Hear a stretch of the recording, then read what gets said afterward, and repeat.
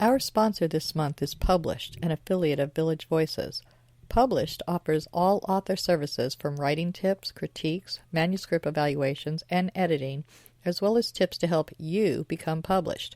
If you prefer to self-publish, purchase the step-by-step book on publishing through Amazon, or purchase services a la carte, from formatting to creating custom covers, or even tips to gather endorsements. The staff is headed by 2 professional writers. After your books are published, either trade paper, electronically, or both, purchase marketing tips, web services, book trailers, or turn your book into an audiobook. Publish provides all your writing, publishing, and marketing needs. So give them a call at 941-748-6865. Contact them online at dgould497@aol.com, or go to the website at www.publishedavillagevoices.webs.com.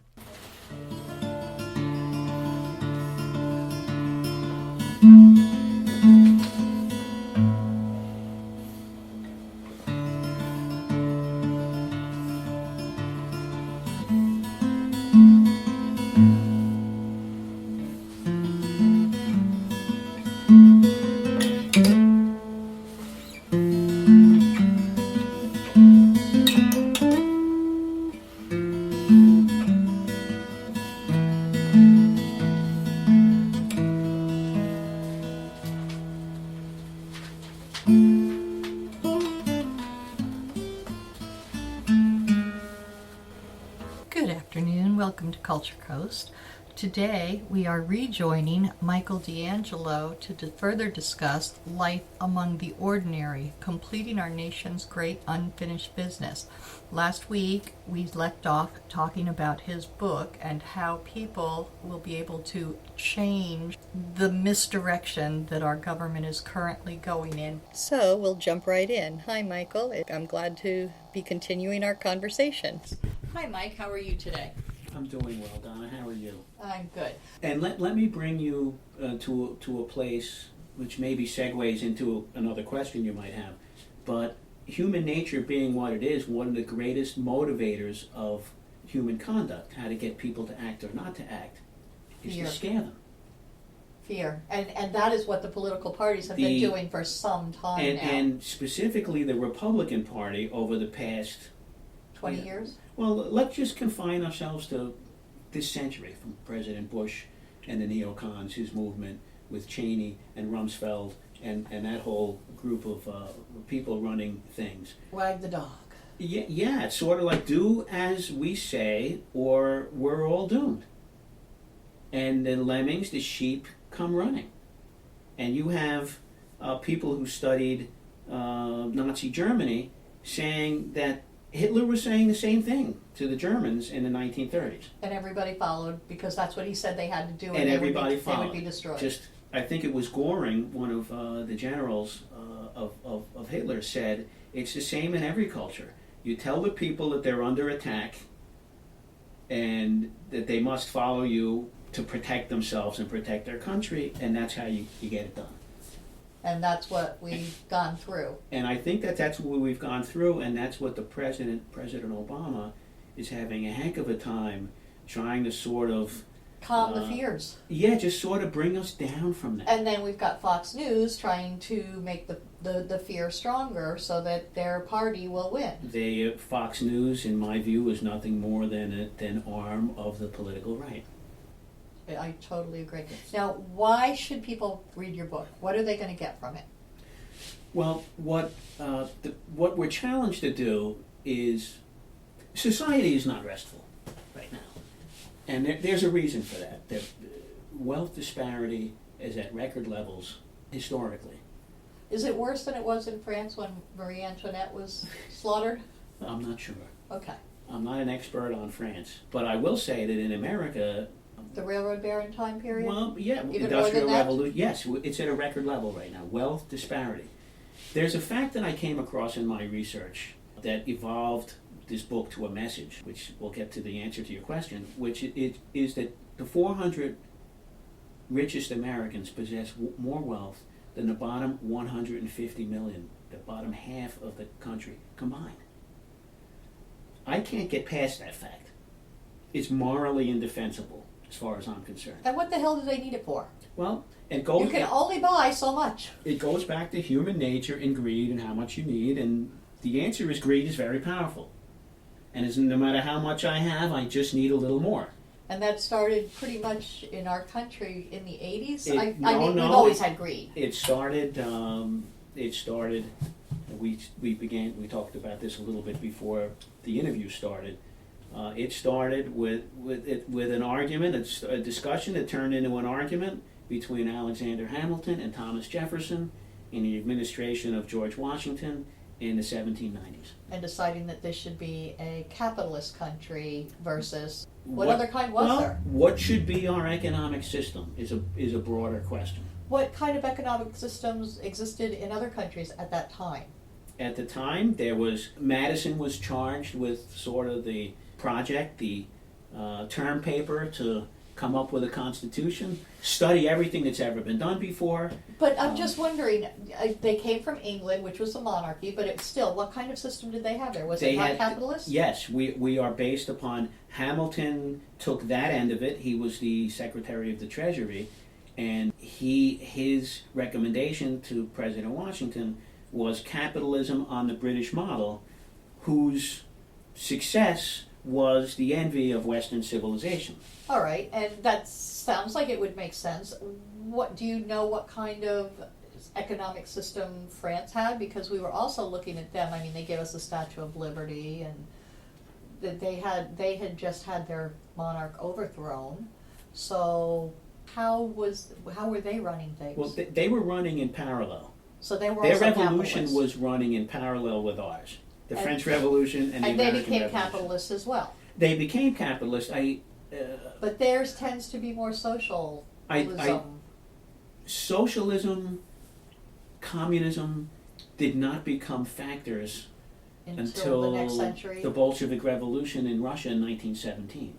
So it was almost another 150 years before. Socialism or communism. So I don't became know other that types any other economic system was seriously considered by the founding fathers other than capitalism. What were the Romans? Weren't they capitalists? To be honest with you, I'm not sure. The book is not You didn't written go through into an that. economic lens. Right. You did it through the social issues. And I know that Hamilton wanted to base it upon the British system of capitalism, and Thomas Jefferson simply said, banks will be our undoing. Now, Life Among the Ordinary, Completing Our Nation's Great Unfinished Business by Michael D'Angelo. Just so that people know the name of the book, what is your message and why should they read it? What will they gain from this? The message of the book is that I take readers through American history to show its place in a larger picture. Why we are on the planet is to serve other people. It's an ancient principle. It's our purpose. Of service. It's our purpose. America means well and meant well with its founding, but its founding, insofar as the capitalist system is not about service to others, but it's about service to self, sort of runs afoul of that. And if we use some of the principles of service to others, I'm not saying we need to eliminate capitalism. That's a foolish thought. Because it is an incentive to do more and do better and to strive forward. It is a wonderful system to get things done, to organize and get things done. It is superior to anything that man has ever known or tried. But we also need socialism to cover all of our Well, all those that need help, and to cover some of the things like our roads and our bridges. I'm not saying that we need socialism. What I'm saying is the capitalist system, if left unregulated, will leave one man at the top, and everybody else works for that one man. Now, that's not a radical statement. That's what capitalism is. That's why rich people fight with each other. It's because they realize that only one can be on top of the mountain. But so now we have 400 people fighting for the top spot, and the rest of us the wealth of the 150 and the rest of us fighting for the crumbs. Yeah, right. And the problem with that is it forecloses the opportunity of those 150 million people to enter the middle class. And President Obama sort of helped me out with the subtitle of the book, Completing Our Nation's Great Unfinished Business, because he said the test of our society is how many people, not opening the door a crack for a few blacks to become millionaires, but how many people can, to bring the masses of people, how many of the masses can we admit who are willing to work hard, not a welfare state, who are Right. willing to work hard and buy into the American dream and sign into it, to admit them into the middle class. Right. That remains our great unfinished business. And capitalism, as it continues to concentrate wealth into the hands of few people, are foreclosing the opportunity of more and more and more people from the American dream. And this book presents a practical solution that ordinary people can do themselves by using the principles of service, applying them to the capitalist model to make it all to make us meet our test, so that when we're judged by future generations, they'll say, wow, what they did may have been the greatest gift that they could have provided, In to other our words, system. Almost self-regulating ourselves so that we don't let it all go to just a few, that we do have to accept some sort of community, that we're all in this together and it is community. And say the ACA, the healthcare plan. Why, I don't understand why some people are so against, well, I shouldn't have to pay for your health care if you have a stroke.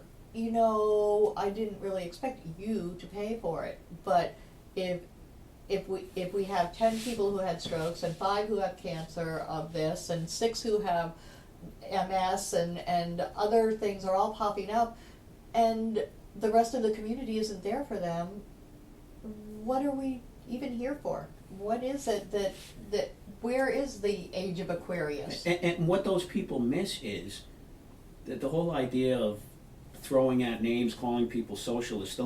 President Obama is only the latest socialist.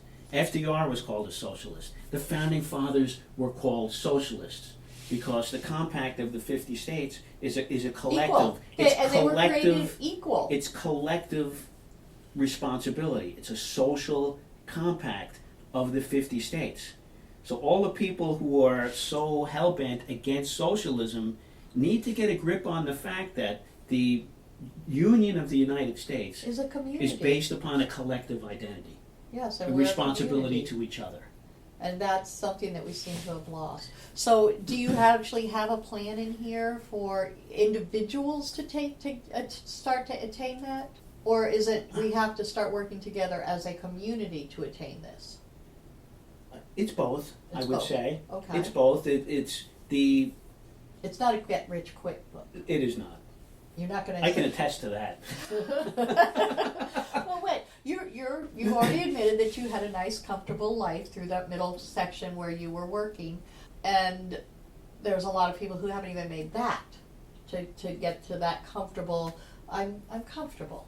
They don't have to have a McMansion, but they have a roof over their heads and food in their bellies, and they get to have some entertainment, and they get to take a 2-week vacation, something I think most people no longer can afford. I see people coming here from other countries, and they seem to have so much more than us, especially, and that's why they have the happiness factor. If we got rid of most of our military and just had enough to have a final defense, would that give our country the kind of money we would need to make these social corrections? That's a bigger question that I think I can handle. Okay. That my book takes on.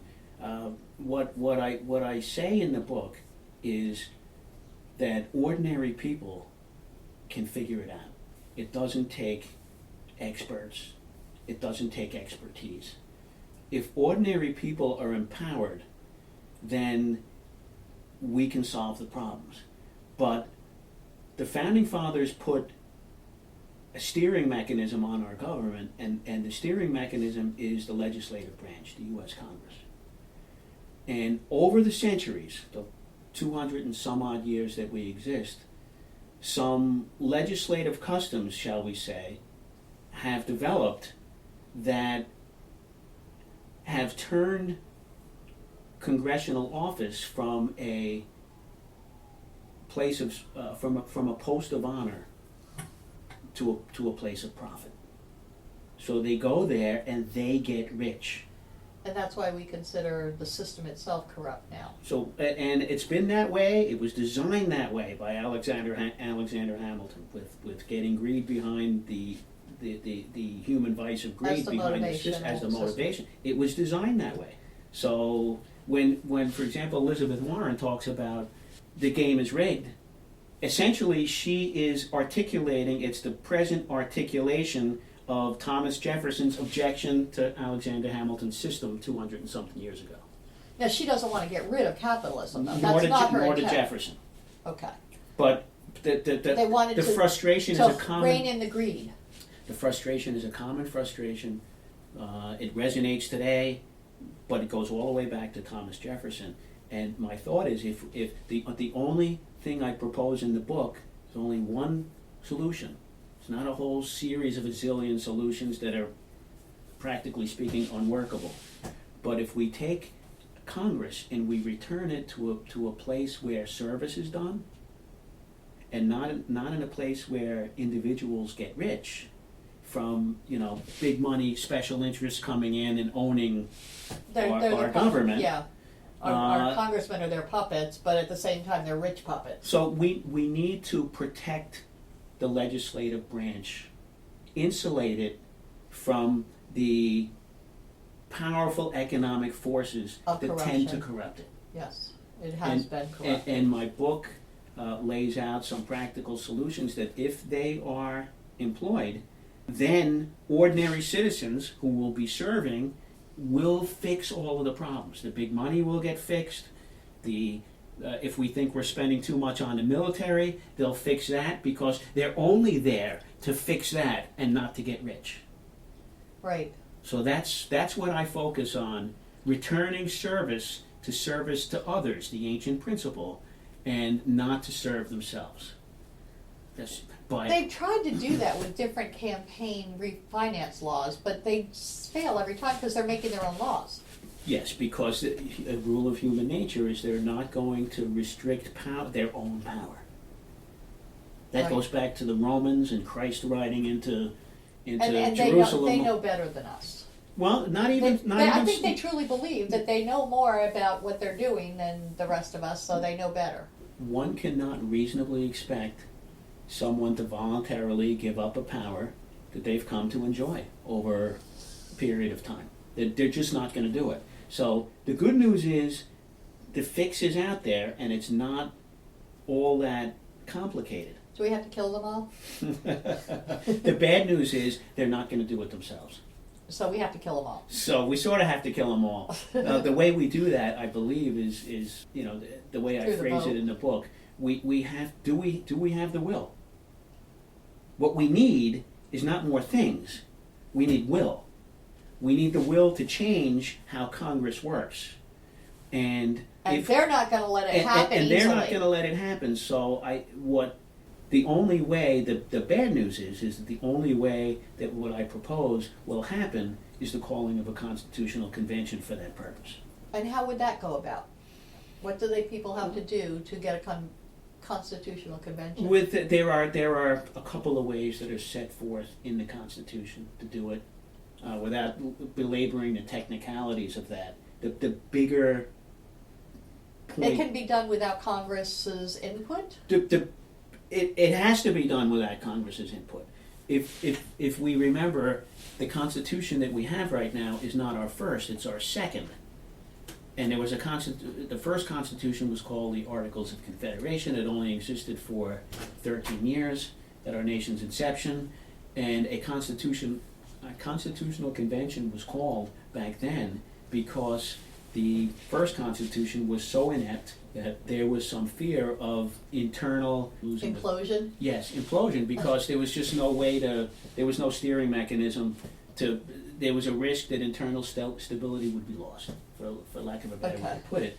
So that fostered the constitutional convention that we know about with Franklin and Jefferson and the founding, and Madison and all the founding, Washington leading that convention, all of them there. The And people who were rich enough to, if you Exactly. think about it, they All- were rich all- enough not to be farming at the time. all the white men over 21 who owned property. That's who was voting back in those days. Yes. So something, the only way it's going to happen is something along those lines would have to occur today. President, with the 2016 campaign kicking off, with Hillary Clinton having made her announcement recently, when she talked about a constitutional amendment to take big money out of politics, To get rid of Citizens get rid United. of Citizens United. I've thought that through. If the reforms of Congress that I propose are passed, then Congress will take care of that. It won't be a problem. I think getting an amendment to eliminate Citizens United past a Congress that stands to lose power, One of if your that big, amendment one of is your not gonna big happen. parts of that is that they have to have limited terms, correct? Correct. So Correct. even though the ones that are there long term say you have to be there 12 years before you even figure it out how the system works, that would no longer be true, because if they're only there for 12 years, then they're done. They haven't figured out how to make it work yet. Well, it's certainly one way to look at it, and that's an argument that. That's the one I've heard from them Well, over and over about and- term limits. And here's the classic argument. It goes back to John Quincy Adams and Andrew Jackson. John Quincy Adams said that we can only have experts holding political office. And they have to have experience, and they have to be there, and the longer they're in, yada, The more yada, they yada. know and the better they'll do. Andrew Jackson came along and said, that's hogwash. The ordinary person can learn. They get in, they get it done, they get out, they go back to doing what it was they did. So that argument, as well, is 200 years old. So it's been an ongoing argument and neither party's won. Well, and the point is that both parties are aligned not to have it happen. Now, we've had a lot of states go with the limited terms, and our president is now limited to 2 terms. So it works in some situations. How is it working out in those states that have limited terms? Are they falling apart because the people aren't there long enough to figure it out? That question is beyond what I studied in the You book. didn't research that part of it. It's more of a federal. I think when you think of state government and you think of federal government, one has to think along different lines. Federal government for larger issues that are beyond the scope of what states do, like national defense. But I'm just thinking, most of the states are where the federals come from. Our federal Congress, almost all of them were state senators or they start as state reps, then they become state senators, and then they go to the congressional representatives, and then it's just like this little train that they take and go from one office to the next office to the next to the next. So we have term limits in the states, but it's almost like it's training for the feds. And if that be the case, I don't think that's necessarily a bad deal or a bad situation. Training for a federal position, may actually be a good thing.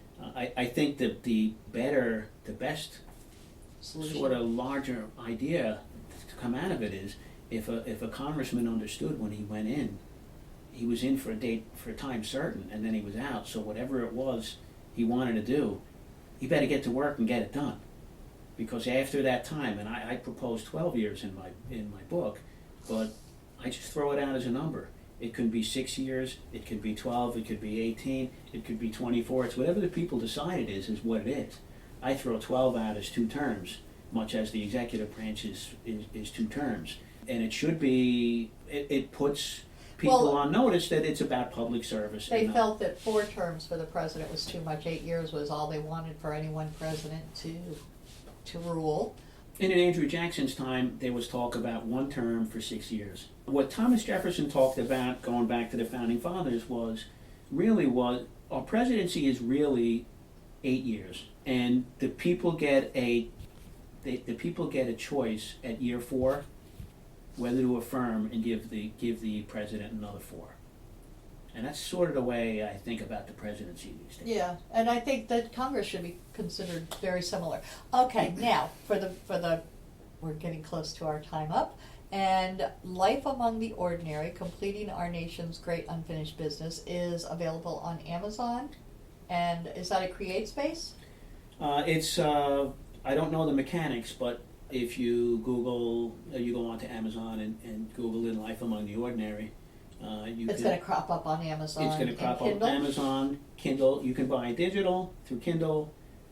It all shows up in one place on Amazon. You can buy it digitally through Kindle. You can buy it as a soft cover. You could buy it as a hardcover. You could buy it through Barnes and Noble. If you just do a general Google search, there's a zillion different places you can purchase it. Well, that's very good. And if they want to learn more about the book itself and about you, they can find, you have a blog. Yes, I do. And your blog is lifeamongtheordinary.blogspot.com. That's correct. So it's blogspot, blogspot.com at the end of Life Among the Ordinary. And you are developing a website right now and should be up and running within the next month or two? Hopefully. lifeamongtheordinary.com. That's the idea. And you're also available on Facebook for more information. And people can message you from Facebook. Life Among the Ordinary, just under Facebook if they search that term. That's correct. And I believe there's an email address. If people wanted to contact me directly, they could that way. Yeah, they do it through the message boards on Facebook, and it's a direct message without being posted on the board. Right. Now, how much does the hardcover cost? Do you know? Off the top of my head, I don't. I think it's about $25 or $27. Which is very reasonable for a hardcover. Something like that. And the publisher told me the number should be, so that's what the number is. Okay. Similar with the soft cover, it's maybe $17 or $18. Which is reasonable for a political book of this much research. And then, how many years did it take you to write the book? I will tell you, it took me 5 years and 3 months. Of all the research and then putting it together. Soup to nuts. Well, the research started with reading John Adams, as I way back long ago. But the actual from the time I first started writing until it was published was 5 years and 3 months. And you have pages and pages and pages of citations. There's about 465 notes. It's painstakingly researched and noted. There are parts where it is my opinion, but any time that I mention a fact, it's noted to reality. It's not Fox News. Oh my gosh! You mean it's the truth? It's the truth as far as I've been able to get to peel back the onion and find the truth. And some of it's statistics, which can be messed with. But well, it can be interpreted, but yes. At least when I throw a fact out there, there's a note to it and a citation, and the authorities that I cite are who historians would recognize as containing some political legitimacy. So today for the show we have discussed the art of politics and the art of writing. So I'm very glad you were on the show, and I hope we see some sales of Life Among the Ordinary, completing our nation's great unfinished business. Thank you for being on Culture Coast. Donna, it was my pleasure. Nightmares. Frightful visions during the night, causing terror and loss of sleep. Daymares. Frightful visions during the day, causing fear and paranoia. Gothmares. Gothic visions that can happen anytime, causing horror and disgust. But sometimes they offer answers. Read Gothmares if you dare.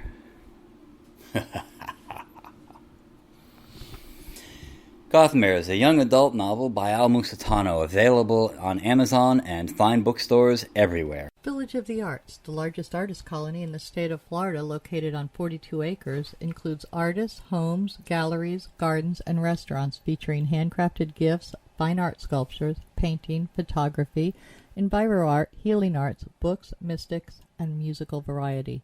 A few of the galleries are unique in their offerings. Village Voices specializes in books and art created exclusively by Florida residents.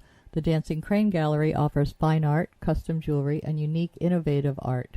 The Village Mystic offers all things metaphysical: meditation, massage, mediums, aromatherapy, psychics, shamans, Reiki healing, and the Gem Mine, where you can mine for your own personal treasure. Yoga Arts offers classes or one-on-one coaching. Musicians and bands can be found throughout the area. Many of the artists and musicians offer classes. Restaurants and bakeries provide respite for the weary and magic for the foodies. Visit during the first Friday Art Walk and stroll through the shops and galleries enjoying free appetizers, wine, music, and demonstrations. For hours and information, please visit the website at www.villageofthearts.com.